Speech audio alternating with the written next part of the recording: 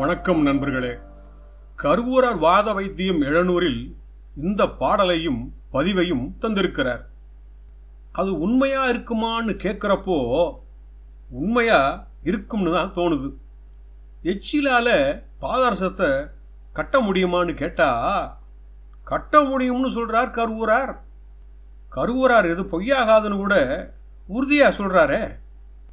சித்தர்களோட எச்சில் கூட தகரத்தை தங்கமா மாத்திர சக்தி இருக்குதுன்னு சொல்றத கேள்விப்பட்டிருக்கலாம். சிவலிங்கத்தை பிரதிஷ்டை பண்றதுக்கு சித்தரோட எச்சில் தான் பந்தனத்தை கெட்டியாக்க உதவுச்சுன்னு கூட கேள்விப்பட்டிருக்கலாம். சிலர் மூளை மூளைக்கு துப்பி வைக்கிறதால நோய் தான் பரவும். இப்படி வெத்தலை வாக்கு போட்டு துப்புறதால சுகாதாரம் கெடும்னு யாரும் சொல்லித் தரலையோ என்னவோ. இங்கே அப்படி எச்சில துப்புறதால வர்ற நோயை பத்தி சொல்லல. நோய் தீருங்கிற பக்குவத்தை கருவூரார் சொல்லித்தர்றார். பாடலையும் பக்குவத்தையும் பார்த்துட்டு வரலாமா? செவ்வரளி பூவை கேள்விப்பட்டிருக்கலாம். துர்க்கைக்கும் வாராகிக்கும் காளிகாம்பாளுக்கும் உகந்த பூவுன்னு சொல்றதுண்டு. வீட்டில் வச்சு கும்பிட்டா கடனெல்லாம் தீர்ந்து போகும்னு கூட சொல்றதுண்டு. பொதுவா எங்கே வேணும்னாலும் வளர்ந்து பூத்து குலுங்குகிற செவ்வரளியால பல மருத்துவ நன்மைகள் கொண்டதாக இருந்தாலும் பொதுவாக நச்சுத்தன்மை கொண்டது என்று எல்லோருக்கும் தெரிந்திருக்கும்.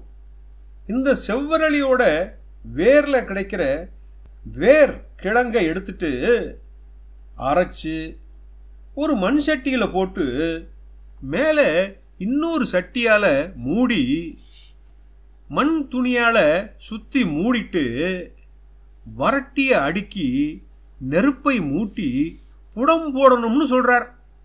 அப்படி 3 முறை எடுத்து மீண்டும் மீண்டும் 3 முறை மண் சட்டியில போட்டு மூடி புடம் போட்டு எடுத்து பார்க்கும்போது செவ்வரளியோட கிழங்கு முருங்கை பூவை போல செந்தூரமா மாறி இருக்குமா. அந்த செந்தூரத்தை ஒரு பங்கு எடுத்து 10 மடங்கு வெள்ளியில போட்டு உருக்கினா சுத்தமான வெள்ளியா கிடைக்கும். அது மட்டுமல்ல, இந்த செந்தூரத்தை ஒரு பனை வெடை எடுத்து ஒரு மண்டலம் சாப்பிட்டு வர்றப்போ சீதவேதியால கஷ்டப்பட்டு இருக்கிற மக்களுக்கு சீதவேதியை நிறுத்தி மலம் கெட்டியாக்கும். அது மட்டும் இல்ல, சிறுநீரக கோளாறு வயிற்றுக்கோளாறுகளையும் தீர்க்கும்னு சொல்லிட்டு உடம்பு வைரம் போல இறுகிடுமா. அவங்களுக்கு அஷ்டசித்தியும் கவுனமார்க்கமும் கூட போயிட்டு வரலாம்னு சொல்றார். அது மட்டும் இல்ல, செவ்வரளி கிழங்கோட செந்தூரத்தை சாப்பிட்டு வந்தவங்களோட எச்சில் பாதரசம் மேல பட்டாலே பாதரசம் கெட்டியாகி போயிருமா.